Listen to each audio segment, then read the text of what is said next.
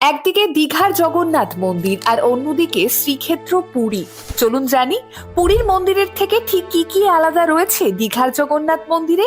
800 বছরের পুরনো পুরীর জগন্নাথ মন্দির কলিঙ্গ স্থাপত্যের নিদর্শন, তৈরি হয়েছিল বেলে পাথর দিয়ে। অপরদিকে দীঘার মন্দিরের সর্বত্রই মার্বেল এবং রাজস্থানী গোলাপি বেলে পাথরের কারুকার্যই চোখে পড়বে। 2, পুরীতে জগন্নাথ মূর্তির তলে থাকে 1,00,000 শালগ্রাম শিলায় তৈরি রত্নবেদী। দীঘার ক্ষেত্রেও রত্নবেদী থাকছে বটে, তবে তা 1,00,000 শালগ্রাম শিলার নয়।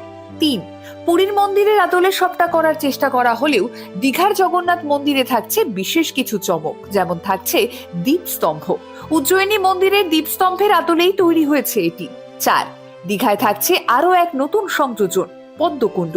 সিংহদুয়ার রয়েছে 2টি অংশে, আর তার মাঝেই অবস্থিত এই পদ্মকুণ্ড।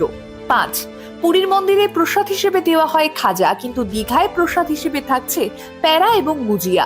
6, সন্ধে নামলে পুরীর মন্দির আরো ভীষণ শান্ত, কিন্তু অপরদিকে দীঘার জগন্নাথ মন্দিরকে কেন্দ্র করে বসবে মেলা, থাকবে লেজার লাইট শো।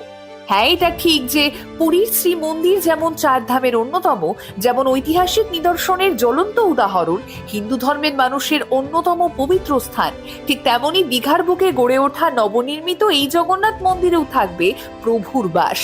দীঘায় জগন্নাথ মন্দিরে প্রাণ প্রতিষ্ঠা করেছেন স্বয়ং পুরীর মন্দিরের প্রধানরা এসে।